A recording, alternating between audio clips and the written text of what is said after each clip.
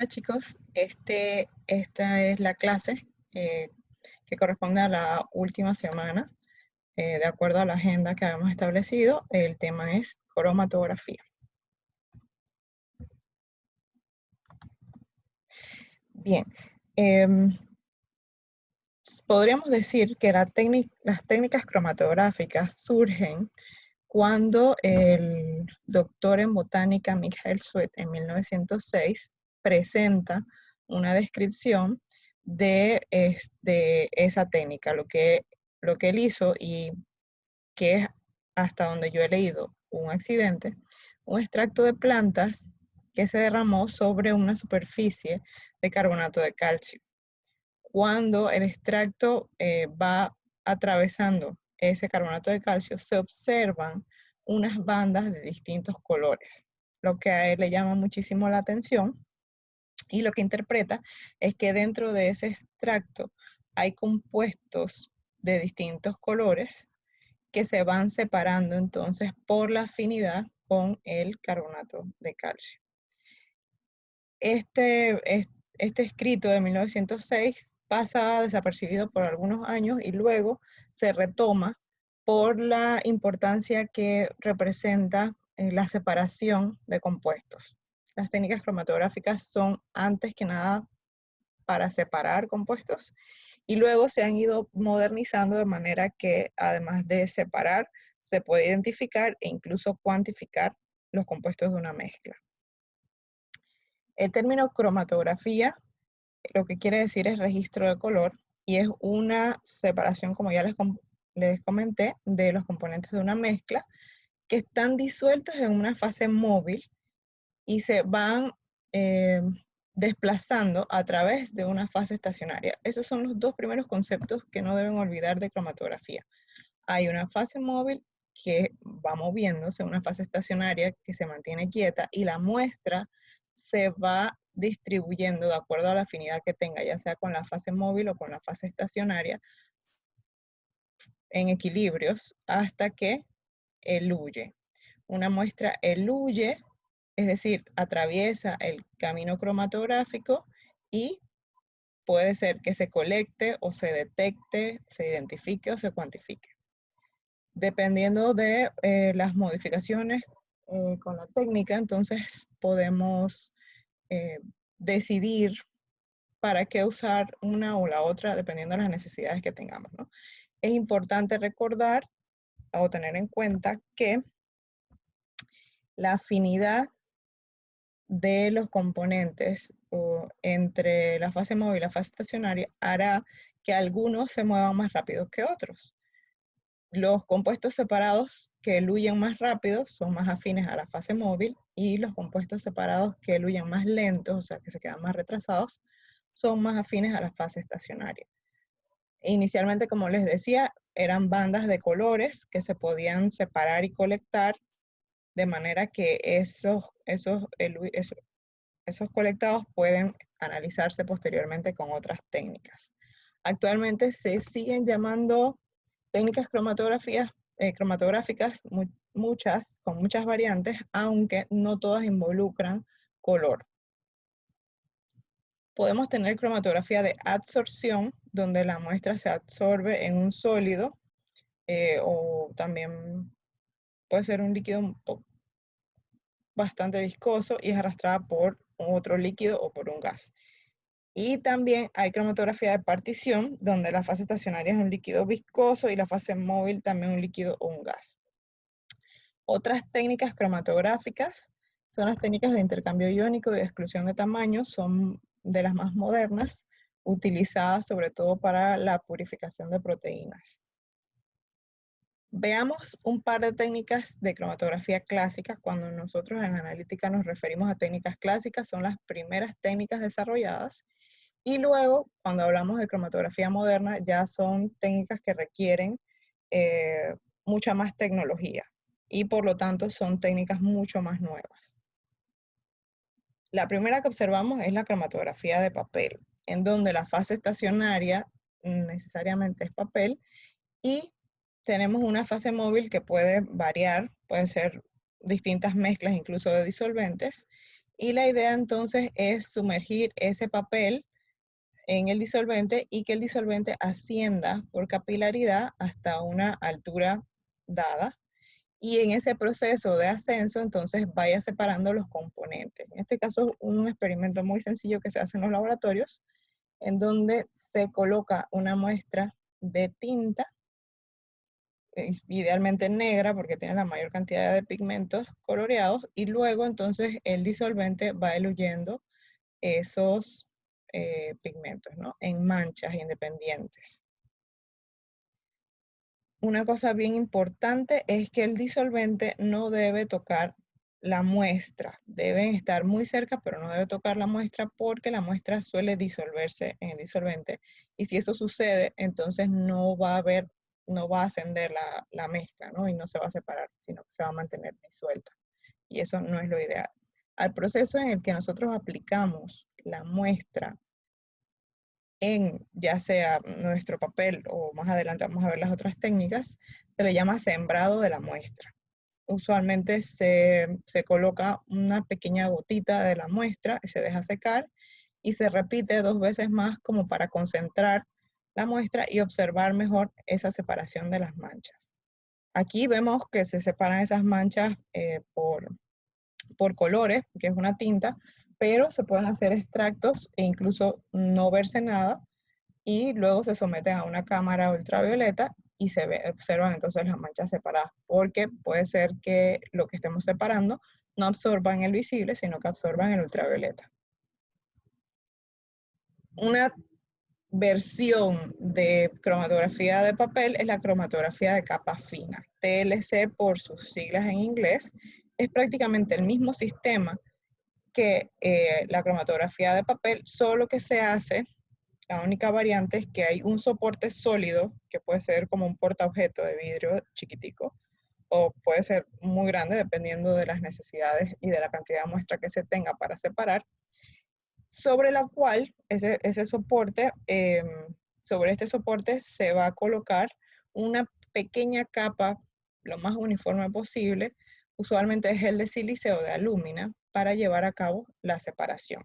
La fase móvil, algunos ejemplos de fase móvil los tienen aquí, pueden ser mezclas, ¿sí? Usualmente se busca que las polaridades en la fase móvil sean opuestas a la fase estacionaria, de manera que esa interacción mejora o facilita la separación de los componentes de la mezcla. Cuando nosotros obtenemos entonces una TLC o una cromatografía en papel, nosotros podríamos identificar una muestra, o al menos decir que se sospecha que se tiene una sustancia en específico, si nosotros determinamos el RF. El RF es la distancia, la división de la distancia que recorre la mancha entre la distancia que recorre el frente de solvente. Siempre que tengamos una cromatografía de este tipo, buscamos que el frente de disolvente llegue un poco más arriba que nuestras manchas. Si la mancha llega junto al frente de disolvente, no ha habido separación. Sí. La idea es que se aleje del punto base, pero que no alcance el frente de disolvente. Esa es la única forma en que nosotros aseguramos que hubo una separación.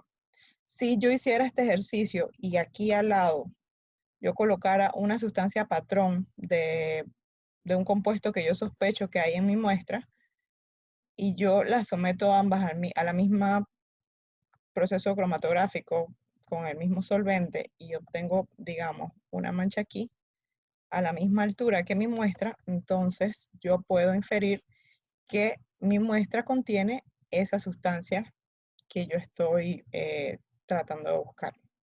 Es bastante cualitativo, incluso esas manchas pueden recortarse y llevarse a otras técnicas o rasparse también y llevarse a otras técnicas que confirman la estructura. Pero este tipo de cromatografía es de las primeras cromatografías que se hacen para al menos tener una idea del tipo de compuestos o de las polaridades de los compuestos de una mezcla desconocida. La cromatografía en columna, entonces, es una columna, imagínense una bureta, que se rellena de fase estacionaria. Sobre esa fase estacionaria, entonces se coloca el extracto que queremos separar, ¿sí? Y lo vamos eluyendo con fase móvil que puede ir cambiando la polaridad a lo largo de, el proceso cromatográfico, ¿sí? Y cambiamos la polaridad de manera que nosotros sabemos qué tipo de compuestos vamos a ir eluyendo primero y cuál se va quedando rezagado. Es muy poderosa esta técnica, sobre todo en lo que es separación de pigmentos y también de compuestos de extractos de tipo natural, de productos naturales. También se utiliza muchísimo la cromatografía en columna. Miren que esto es lo interesante, que se pueden colectar las bandas o las fracciones en recipientes, en este caso de acuerdo a su color, y luego se pueden hacer otros estudios para ver qué tipo de compuesto se separó que representan esos colores de las bandas. Veamos ahora un poco de cromatografía moderna. Vamos a ver dos técnicas. De estas dos técnicas surgen un montón de variantes, pero digamos que sientan los principios que ustedes deben conocer para poder comprender las otras técnicas que siguen surgiendo, ¿no? Cada vez se va modificando alguna cosa y surge entonces una técnica nueva. La cromatografía de gases es de las primeras técnicas modernas. James y Martin, por allá por los 50, si no me equivoco, demostraron que un gas era capaz de arrastrar una muestra a lo largo de una fase estacionaria. Lo que hicieron fue un experimento con ácidos grasos que fueron arrastrando con acetato de etilo, y al final de ese sistema entonces había un titulador que titulaba automáticamente los ácidos que se iban separando. Así surge entonces la técnica de cromatografía de gases, y esto que ustedes observan aquí es un diagrama común que ustedes van a ver para un cromatógrafo de gases. De sus siglas GC o GC por inglés, la van a ver mucho. Tenemos un gas acarreador con una serie de dispositivos que regulan el flujo de la velocidad a la que ese gas acarreador entra al sistema, un sistema de inyección de la muestra que es vital, de muchísima importancia, porque la muestra debe vaporizarse inmediatamente que entra el inyector y mezclarse con ese gas acarreador. Ese gas acarreador entonces empuja toda esa mezcla que queremos que se separe y llega a la columna cromatográfica. La columna es el corazón de la cromatografía de gases y es donde ocurre la separación. Los analitos separados entonces llegan a un detector. Ese detector capta o genera una señal en función de la presencia y concentración de las sustancias que vayan saliendo, producto de esa separación, y se traduce entonces en un cromatograma. Antes, los resultados que se obtenían del detector, se generaba un gráfico, cromatograma, pero impreso. Ahora los distintos fabricantes entonces han desarrollado softwares que nos permiten hacer el manejo de esa data que se obtiene por computadora y optimizar el sistema mucho más simple, ¿no? Hacerlo todo más automatizado, incluso programar inyecciones, porque este sistema de inyección puede ser manual, pero también puede ser automatizado.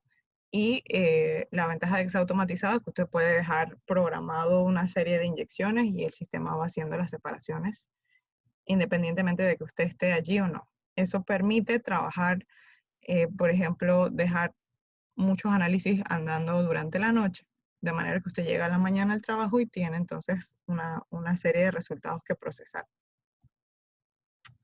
Veamos cada uno de los segmentos más importantes del cromatógrafo de gases. Empecemos por el gas acarreador, que debe ser inerte.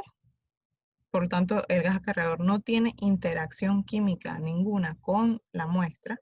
Debe ser seco, la presencia de agua no es recomendada dentro de un sistema de cromatografía de gases y además debe ser puro. Entre más puro, se obtienen mejores resultados. Aquí un pequeño estudio de los que se han hecho para estimar cuál sería el mejor gas acarreador. Y lo que se grafica es H, la altura efectiva de plato teórico, versus el flujo o la velocidad lineal del gas. La idea o la intención de este gráfico es poder observar cuál es la menor altura efectiva de plato teórico que se alcanza en un amplio rango de velocidad. Quien mejor cumple con esas necesidades es el hidrógeno, pero tiene la gran desventaja de que es explosivo. Entonces su manejo es de mucho cuidado y lo que se prefiere utilizar es el helio. Otros laboratorios, a lo mejor con un poco menos de accesibilidad económica, usan nitrógeno, pero el nitrógeno pues tiene la gran desventaja que si no es ultra puro, tiene demasiadas impurezas y además tiene un rango de flujo muy bajo, ¿ven? Una velocidad muy baja y eso hace que el análisis sea mucho más lento. Porque al aumentar el flujo, entonces hay menos separación. La altura efectiva del plato teórico lo que nos indica en realidad es la cantidad de separaciones que van a ocurrir por centímetro dentro de la columna. Si ocurren muchas separaciones, entonces yo voy a tener mejor definidos mis analitos, a que si no ocurren tantas separaciones, a lo mejor cuando llegan al detector están mezclados y eso produce muchísimos errores. El inyector, por otra parte, observen, este es un esquema de inyector. Tenemos un septum, que es un sello, que mantiene todo lo que está contenido aquí encerrado, de manera que en esta dirección, vamos a colocar la pluma, en esta dirección entra la aguja con la muestra. Ustedes imagínense que eso es recto. Ahí está. Se inyecta la muestra y esto aquí está caliente, muy caliente, a lo mejor 300 Celsius, 380 Celsius, de manera que se vaporiza inmediatamente la muestra y sigue, además aquí del split viene el gas, perdón, acá del acarrador, y entra todo entonces a la columna. Aquí entonces tenemos esta ventila que nos permite sacar el exceso de lo que inyectemos o inyectarlo completo. Cuando nosotros inyectamos todo lo que está en nuestra jeringuilla, llamamos a ese modo splitless. Y se hace cuando se sabe que lo que estamos buscando está en cantidades de trazas. Entonces no nos podemos dar el lujo de perder lo que estamos inyectando y entra absolutamente todo a la columna capilar. Si nosotros tenemos suficiente analito, entonces inyectamos en el modo split y el exceso entonces sale por aquí y el resto entonces entra a la columna capilar. Las inyecciones antes eran de mucho más volumen. Ahora mismo se hacen inyecciones a lo sumo de 2 microlitros. Es un volumen muy pequeñito que entra en este sistema, se vaporiza inmediatamente y llega a la columna capilar.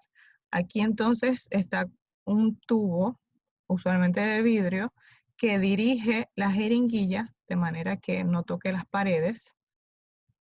Y ese tubo entonces le conocemos como liner. El septum, el liner, el O-ring y estas férulas de grafito deben reemplazarse cada cierto tiempo porque el calor, cualquier suciedad que hubiera en la muestra que inyectamos, todo eso se va acumulando en el sistema. El septum después de tantas inyecciones se rompe y por aquí entonces ocurre una fuga de gas acarreador, lo que no es conveniente. Entonces todas esas partes hay que irlas cambiando periódicamente. Cada fabricante establece cada cuántas inyecciones hay que hacerle ese mantenimiento previo al sistema. Y hay distintos modos de inyección.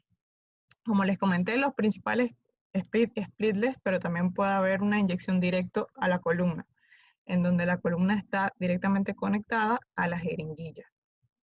Esa inyección puede hacerse en frío y luego entonces empieza el calentamiento para que se vaporice la muestra y recorra la columna capilar. Eso depende mucho del tipo de muestra con el que se está trabajando, entonces se han ido modificando esas formas de inyección, pues para facilitar la separación de los compuestos. Es muy importante que estos compuestos que se separen por cromatografía de gases deben ser volátiles y debe alcanzarse la temperatura de volatilización antes de que se descomponga la muestra. Entonces, hay que tomar todo eso en cuenta para poder decidir si esta es una técnica viable para separar una mezcla de distintas sustancias.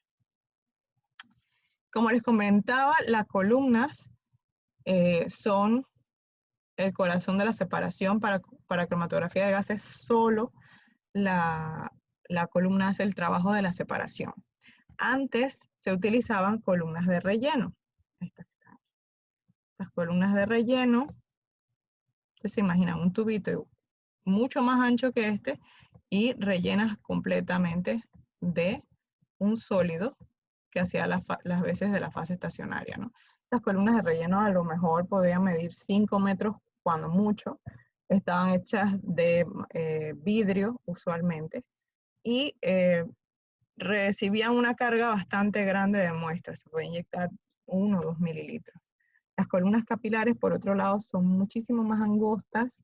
Es una capa de polimida, dentro hay sílice fundida y aquí ocurre la separación. Pero son muy, muy, muy delgadas, de manera que pueden alcanzarse tamaños bastante grandes y eso aumenta el número de platos teóricos grandemente. Ya habíamos dicho que los platos teóricos es importante que sea un número grande para asegurar una separación eficiente. Entonces podemos tener una columna capilar todas abiertas, pero una entonces en donde la fase estacionaria es un líquido muy poco volátil. Digamos que es un líquido que volatiliza por ahí a los 400 grados. Entonces el fabricante le dice, no utilice esta columna por encima de 380 grados. Y así se asegura que se mantiene la fase estacionaria líquida, estable, sin descomponer. También puede ser un soporte sólido. Sobre ese soporte entonces está la pequeña capa de líquido. Y esa es entonces la fase estacionaria. No es un líquido, pero sobre un soporte sólido. Esto aumenta la superficie de separación muchísimo.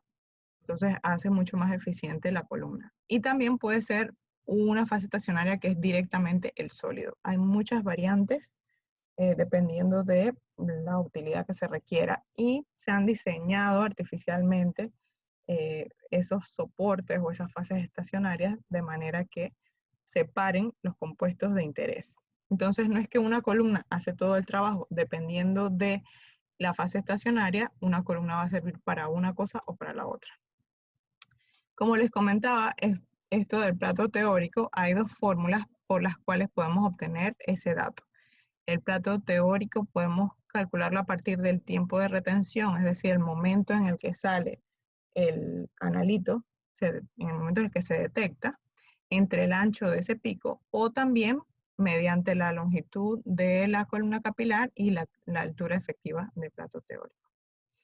Ese plato teórico en realidad lo que nos busca explicar son todos esos equilibrios de separación que pueden ocurrir cuando se inyecta una muestra. Nosotros no podemos asegurar el camino que el analito va a seguir, ¿sí?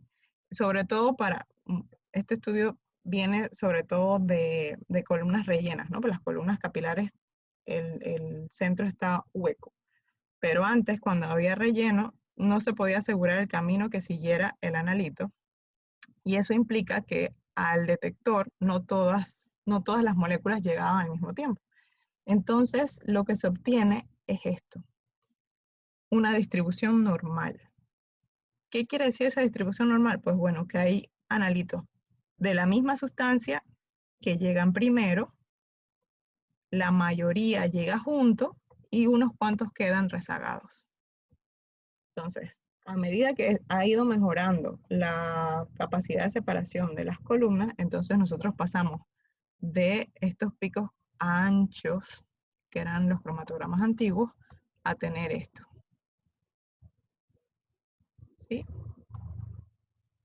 Y buscamos, y yo creo que ya casi lo hemos conseguido, que prácticamente todos salgan juntos.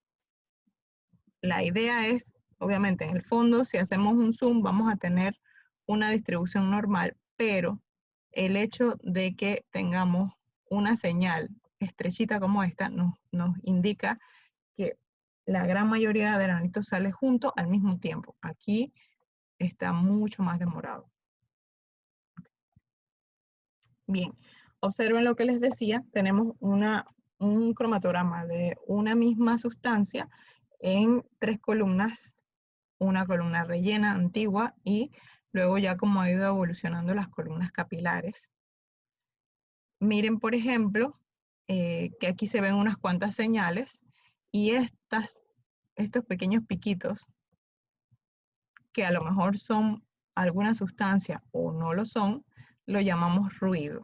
¿Sí? Hay muchos estudios que se pueden hacer sobre el ruido para determinar si en realidad es una señal de una sustancia o es alguna señal falsa del equipo. Y unas cuantas, aquí vemos unas cuantas señales mayoritarias. Pensamos que esta es una sola sustancia.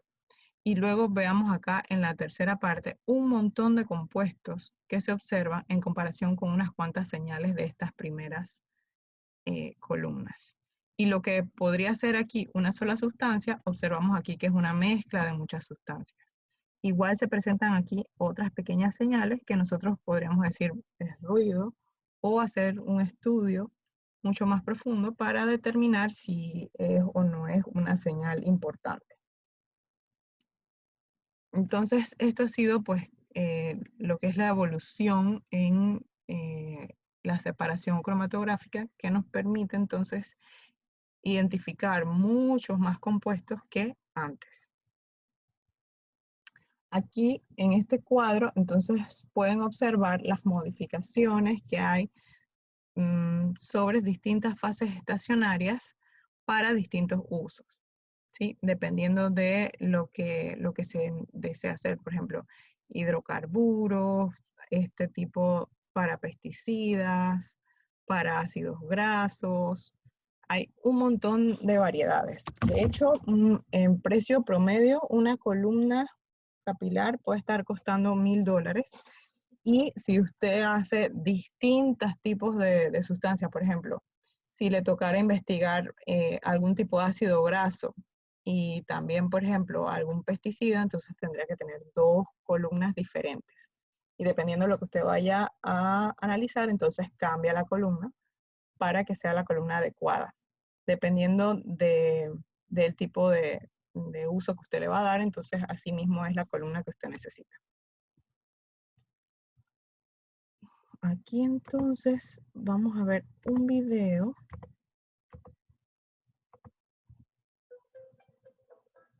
para que ustedes logren observar lo que va ocurriendo dentro de la columna. Esa es una columna capilar. Ven que es larguísima, pero son filamentos muy delgados. Y esto es como un zoom de la columna, ¿no? Un corte transversal. Ya se vaporizó la muestra en el inyector, entró a la columna, se ajustaron las temperaturas y entra entonces la mezcla de distintas sustancias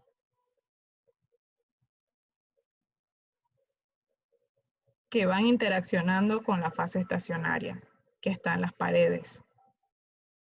Habrán algunas de los componentes que salgan primero y otros después en función de la afinidad que tengan con esa fase estacionaria. La idea es que las moléculas de la misma sustancia salgan todas juntas. Y cuando terminan de salir las primeras, entonces salen las segundas. Sí. Aquí llega el detector, vienen las negras, luego las azules y va apareciendo la señal inmediatamente. luego estas moraditas, y a medida que van demorando en salir, también se va señalando aquí en el tiempo, que es muy importante. Este es el tiempo que están retenidas dentro de la columna, por eso se le llama tiempo de retención. Y el análisis termina cuando han eluido todos los componentes de esa mezcla. Eso entonces es un cromatograma con las distintas señales y se pueden identificar incluso los compuestos por sus tiempos de retención.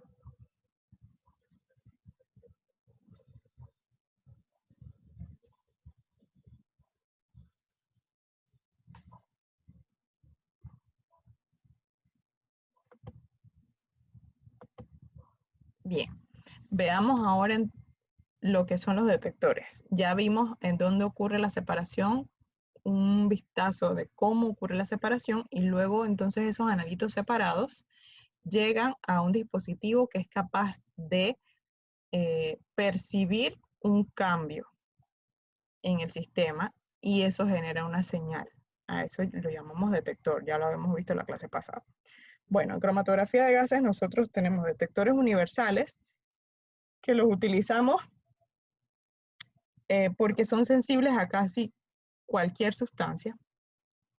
Detectores selectivos que nos permiten identificar un grupo de sustancias o detectores específicos que tienen un uso mucho más limitado del tipo de sustancias, sin embargo alcanzan una sensibilidad bastante alta. Es decir, estos detectores específicos pueden detectar cantidades muy pequeñas. Los detectores universales no tanto, porque son muy sensibles a muchísimas cosas. Entonces, dependiendo de los niveles, digamos, que se requieran, entonces se elegirá un detector universal, selectivo o específico. Digamos, si estamos analizando contaminantes, por ejemplo, organoclorados en niveles de trazas, a lo mejor un detector específico, porque lo único que me interesa es que el detector identifique ese tipo de compuestos. Entonces, depende, vuelvo y les digo, de la utilidad. Y eso abre un gran abanico de posibilidades porque cambiando el detector o incluso combinando detectores, puedo ampliar el rango de identificación y cuantificación de las sustancias. Aquí hay un cuadro en donde hay un listado de algunos detectores, los más comunes, conductividad térmica y el de ionización de llama son los conocidos como universales, igual que la espectrometría de masas. Con la diferencia de que la espectrometría de masas descompone el compuesto y lo identifica, como su nombre lo dice, por su masa. Entonces es universal porque puede hacer eso con todas las moléculas. Sin embargo, es de lo más práctico porque identifica con muchísima más seguridad una sustancia en comparación con conductividad térmica o ionización de llama. Estos son de los primeros detectores desarrollados. Y aquí entonces algunos que son más selectivos y específicos con sus aplicaciones y algunas excepciones, ¿no?, que tienen.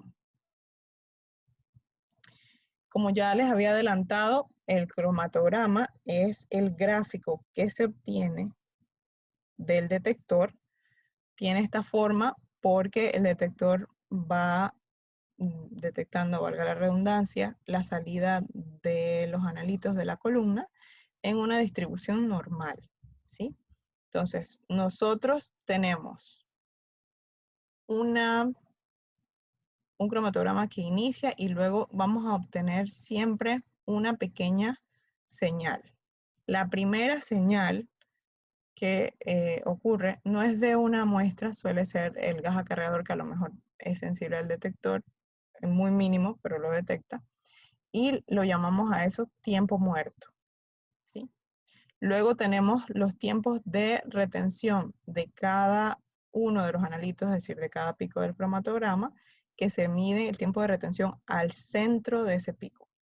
El tiempo de retención es exactamente en el centro del pico. El tiempo de retención corregido es la diferencia en el tiempo de retención del gráfico menos el tiempo muerto. Luego también es interesante la anchura de pico. La idea es que ese pico sea lo menos ancho posible. Eso nos indica que todo el analito entonces ha salido inmediatamente. Y obviamente también nos interesa que estos picos estén lo suficientemente separados. Separados para poder asegurar que este pico corresponde a una sola sustancia. El área bajo la curva, es decir, el área bajo el pico del cromatograma, es proporcional a la concentración del analito en la muestra. Entonces, esa proporcionalidad nos permite cuantificar tanto en cromatografía de gases, como vamos a ver la otra técnica que es HPLC. Entonces, aquí ustedes tienen un cromatograma y las distintas medidas que pueden hacerse sobre esos cromatogramas. Antes se hacía todo manual, ahora los programas ya dan los datos en cuadros. Para cada pico, a cada tiempo de retención, les dice cuál es el área bajo la curva, le da cuál es el, bueno, ya le da de salida el tiempo de retención, cuál es la altura y cuál es el ancho. Pero es importante que sepan cómo obtenerlo manualmente de un gráfico. Aquí entonces ven cromatogramas superpuestos, ¿sí? Si yo tengo un cromatograma de patrones y luego eluyo una muestra y tienen las mismas señales al mismo tiempo de retención, yo puedo asumir que estamos hablando de las mismas sustancias. Y eso entonces nos permite hacer una curva de calibración y luego una cuantificación de una muestra desconocida a un tiempo dado. Como les comentaba, es importante que los picos estén separados en un cromatograma, porque así podemos estar seguros de que la columna hizo su trabajo y que no tenemos esto que ocurre aquí, que es una mezcla. Aquí hay una mezcla de dos cosas. Entonces, ahí hay mucho error al momento de la cuantificación. Entonces, siempre buscamos picos bien resueltos. Para poder establecer la resolución, es decir, la separación que hay entre los picos de un cromatograma, podemos hacer este sencillo cálculo de resolución. Y lo ideal es obtener una resolución mínima de 1.5. Si R es igual a 1.5, nosotros podemos establecer que la resolución es suficientemente grande como para establecer que los picos son sustancias diferentes. Veamos ahora la cromatografía líquida de alta resolución, que se abrevia HPLC por las siglas también en inglés. Ven que es un esquema similar, más no idéntico, similar al de cromatografía de gases, y pues lo que cambia es que la fase móvil es un disolvente. Pueden ser varios disolventes que se mezclan en una bomba y luego llega a un puerto de inyección también, en donde se mezcla el disolvente con nuestra muestra y eso entra entonces a la columna cromatográfica, que a diferencia de la cromatografía de gases, la columna de HPLC es mucho más corta. Y luego a un detector, y ese detector también genera un cromatograma. Otra cosa que vemos aquí es que la muestra debe mantenerse siempre disuelta, se separa en la columna y luego sale del sistema.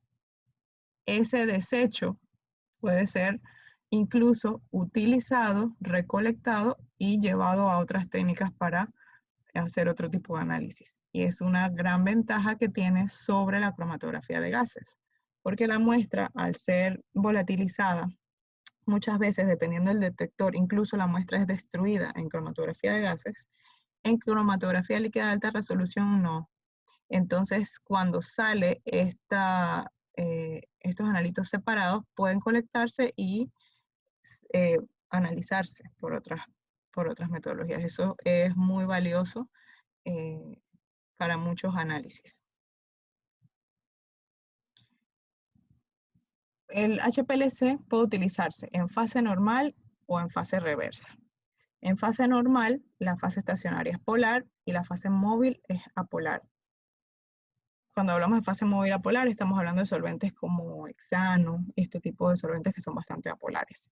Y en fase reversa, la fase estacionaria es apolar y la fase móvil es polar. Cuando hablamos de fase móvil polar, estamos hablando de metanol, de acetonitrilo y este tipo de solventes que son polares. La fase apolar, entonces, son cadenas largas de carbono como C18, por ejemplo. Aquí, el HPLC en realidad es una cromatografía de reparto, porque el analito interacciona tanto con la fase móvil como con la fase estacionaria y se va separando por esos cambios de polaridad que pueden jugarse dentro de la fase móvil. Esa es otra de las ventajas de que se puedan mezclar varios disolventes, es que se puede ir haciendo gradientes de polaridad de manera que eluyan los analitos de acuerdo a un orden que ya está establecido o que deseamos que sea así.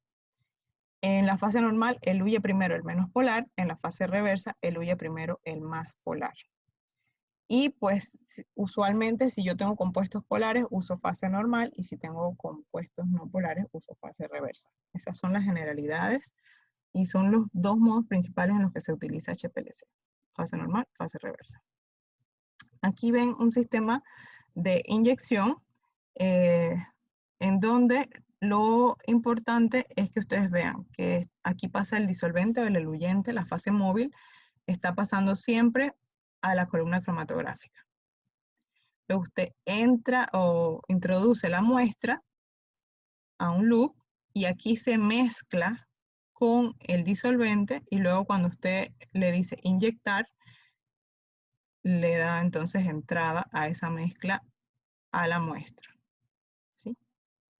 El exceso, la ventaja de la inyección en HPLC es que el exceso de muestra también se descarta y no estamos inyectando directamente en la columna como en cromatografía de gases, sino que se inyecta un dispositivo que hace una premezcla y luego entra a la muestra, a la columna.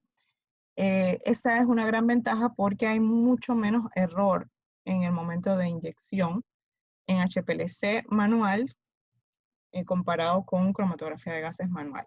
Los inyectores automatizados disminuyen muchísimo ese error de inyección, pero cuando hablamos de los métodos manuales, pues HPLC es mucho más confiable la inyección.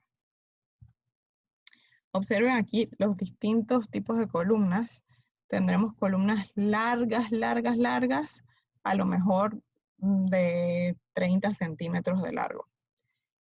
¿Qué hace que una columna, y estas columnas pueden tener igual o mayor cantidad de platos teóricos que las columnas cromatográficas de cromatografía de gases, que son de 100 metros?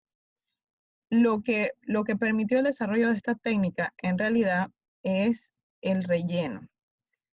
Las partículas que están aquí adentro contenidas, ven que son cilindros de acero inoxidable, porque tienen que aguantar muchísima presión. Por eso esta técnica trabaja a altas presiones. Y dentro entonces hay un relleno con partículas muy, muy, muy pequeñas. Esas partículas pequeñas aumentan la superficie de contacto para la separación y permiten entonces que se alcancen elevados números de plato teórico en una distancia muchísimo más corta. ¿En qué se traduce eso? Bueno, cromatografía de gases, un análisis puede durar a lo mejor 40 minutos, en HPLC en 5 minutos se tiene.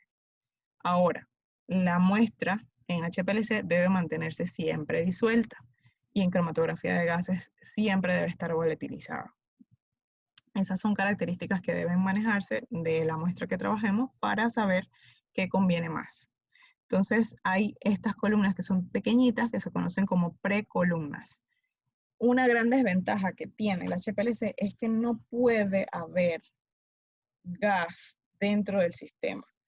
Hay un sistema que desgasifica los disolventes, hay bombas incluso más modernas que se encargan de hacer ese mezclado y asegurar que no hay burbujas de gas. Y estas precolumnas ayudan en caso de que haya alguna burbuja de gas o también absorben alguna suciedad para que no llegue a la columna y así entonces se le da un mayor tiempo de vida a la columna. Esto que observan aquí es una columna preparativa. Imagínense una tubería de PVC de esas que está en el fregador de su casa. Pues de ese ancho puede ser una columna preparativa de HPLC. ¿Cuál es la idea? Bueno, al ser una columna tan grande, yo puedo inyectarle cantidades grandes de muestra, de manera que lo que sale de desecho, en realidad voy a colectarlo para poder analizarlo por otra muestra. Cuando nosotros utilizamos la cromatografía como preparativa, lo que buscamos es separar los componentes de la muestra, pero en cantidades grandes, de manera que yo después pueda utilizarlo por otra técnica. Entonces, para preparativas tenemos estas bombonas gigantes, son unas tuberías bastante impresionantes, todas de acero inoxidable para aguantar la presión y la carga de una cantidad de muestra bastante elevada. También tenemos distintos detectores. Recuerden que cuando la muestra llega al detector separada, va en fase líquida, es decir, va disuelta. Entonces, y va a una gran velocidad. Entonces, el detector tiene que ser rápido y debe detectar una muestra líquida. Los detectores universales para HPLC, el índice de refracción y el detector de masas, y otros específicos, que los que más se utilizan, el ultravioleta visible, el arreglo de diodo, el detector de fluorescencia también es muy utilizado, sobre todo para sustancias justamente que fluorescen, y es muy rápido. También está el detector de conductividad y el detector electroquímico. Entonces, estos son los principales detectores que se utilizan en HPLC. Como siempre, el detector de masas es universal, pero tiene la ventaja de que también puede ser muy específico. A lo que se está migrando es a cromatografía de gases con detector de masas y a HPLC también con detector de masas, por la practicidad de que pueden ver cualquier tipo de sustancia. Entonces, la inversión es menor en el hecho de que solo necesito un detector y eso me abre un abanico para analizar muchísimas sustancias diferentes. Aquí observen este cuadro unas variantes de HPLC en fase normal, en fase reversa. También hay HPLC de permeación en gel, que separa moléculas pequeñas. También hay de intercambio iónico. Aquí entonces, para moléculas más grandes, exclusión molecular, por permeación, por filtración, también por fase reversa enlazado. Y estos son para, como les digo, moléculas que tienen una masa molecular grandísima. Perdón, proteínas que tienen una masa molecular grandísima. Y aquí entonces un pequeño glosario de algunos conceptos que a lo mejor mencioné y no expliqué, o que sí expliqué, pero para que les quede las definiciones, porque son nuevos, ¿no? Son conceptos nuevos, no los vimos la semana pasada, surgen ahora que estamos hablando de cromatografía de gases. Saludos, chicos.